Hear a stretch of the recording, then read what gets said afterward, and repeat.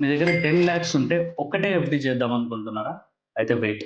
ఈ 3 పాయింట్స్‌ని కన్సిడర్ చేసి తర్వాత డెసిషన్ తీసుకోండి. హలో ఆల్, ఐయామ్ సీఏ పులి గణేష్ ఫ్రమ్ హైదరాబాద్. అవేంటంటే first reason safety.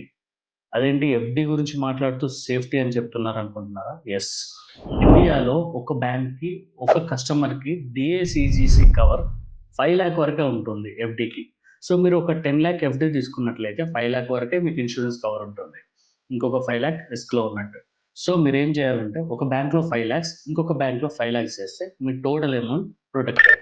Point number 2, premature withdrawal. ఒకవేళ మీకు ఎమర్జెన్సీ ఫండ్ అవసరం ఉండి ఎఫ్‌డీని బ్రేక్ చేయాల్సొస్తే మీకు పీనల్ ఇంట్రెస్ట్ పడొచ్చు. దాని ద్వారా మీకొచ్చిన ఇంట్రెస్ట్ కూడా పెనాల్టీ రూపంలో వెళ్ళిపోతుంది. సో, మీరేం చేయాలంటే ఒక 10,00,000 ఎఫ్‌డీని 2 లాక్స్‌లుగా 2,00,000 ఎఫ్‌డి, 2,00,000 ఎఫ్‌డిగా డివైడ్ చేయండి. 5 ఎఫ్‌డీస్ చేయండి. మీకు ఏదైనా ఎమర్జెన్సీ వస్తే ఒక ఎఫ్‌డీనే బ్రేక్ చేయండి. రిమైనింగ్ 8,00,000 ఎఫ్‌డీలోనే ఉంటాయి అండ్ ఇంట్రెస్ట్ కూడా మీకొచ్చేస్తుంది. Number 3, raising interest rates. మీరు ఒకవేళ 2 లాక్స్‌గా 5 ఎఫ్‌డీస్ తీసుకున్నట్లయితే మెచ్యూర్ అయిన వెంటనే మీరు అగైన్ రీఇన్వెస్ట్ చేయొచ్చు.